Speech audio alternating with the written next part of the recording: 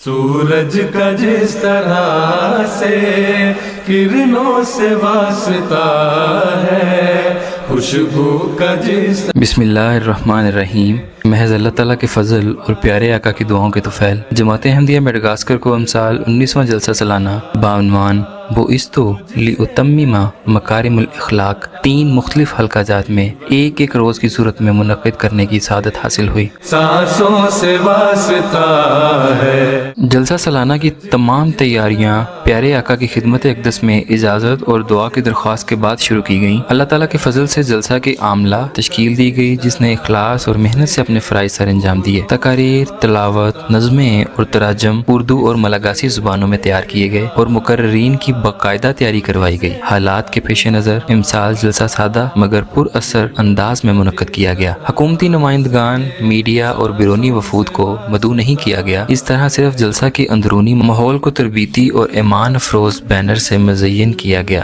بمورخہ 28 نومبر 2025 بروز جمعۃ المبارک جلسہ کا آغاز نماز تہجد اور فجر سے ہوا۔ صبح 9 بجے پرچم کشائی کی ببرکت تقریب منعقد ہوئی جس میں مکرم نیشنل صدر و مبلغ انچارج مجیب احمد صاحب نے لوائے احمدیت لہرایا اور جماعت کے سب سے پرانے احمدی مکرم محمد عبد الرحمان صاحب نے قومی پرچم لہرایا۔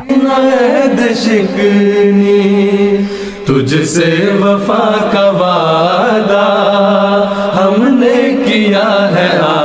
جلسے کے 3 سیشنز میں تلاوتیں قرآن کریم، نظمیں، 7 مختلف عناوین پر تقاریر اور حضور انور کا ایمان افروز پیغام اردو اور ملاگاسی تراجم کے ساتھ پیش کیا گیا۔ اس دن اس حلقہ میں قرآن کریم مکمل کرنے والے 2 اطفال اور 3 ناصرات کی آمین کی تقریب بھی منعقد ہوئی۔ پہلے روز کی کل حاضری 583 رہی۔ الحمدللہ۔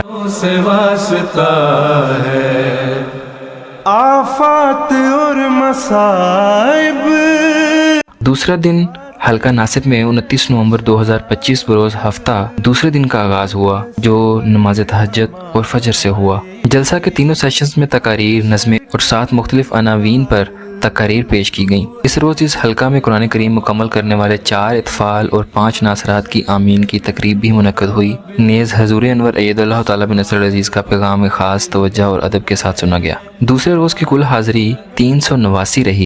کیا جب تو ہے رہنما تو مل کر رہے گی منزل، اس طرح میرے آقا تجھ سے۔ اسی طرح تیسرے دن کا آغاز 30 نومبر 2025 بروز اتوار ہوا۔ تیسرے اور آخری دن بھی جلسہ نہایت نظم و ضبط کے ساتھ منعقد ہوا۔ جلسہ کے 3 سیشنز میں تقاریر، نظمیں اور 7 مختلف عناوین پر تقاریر پیش کی گئیں۔ اس روز اس حلقہ میں قرآن کریم مکمل کرنے والے 1 ناصر، 5 اطفال اور 3 ناصرات کی آمین کی تقریب بھی منعقد ہوئی۔ نیز حضور انور اید اللہ تعالیٰ بن نصر العزیز کا پیغام خاص توجہ اور ادب کے ساتھ سنا گیا۔ اختتامی دعا کے ساتھ جلسہ اپنے اختتام کو پہنچا۔ تیسرے روز کی کل حاضری 325 رہی۔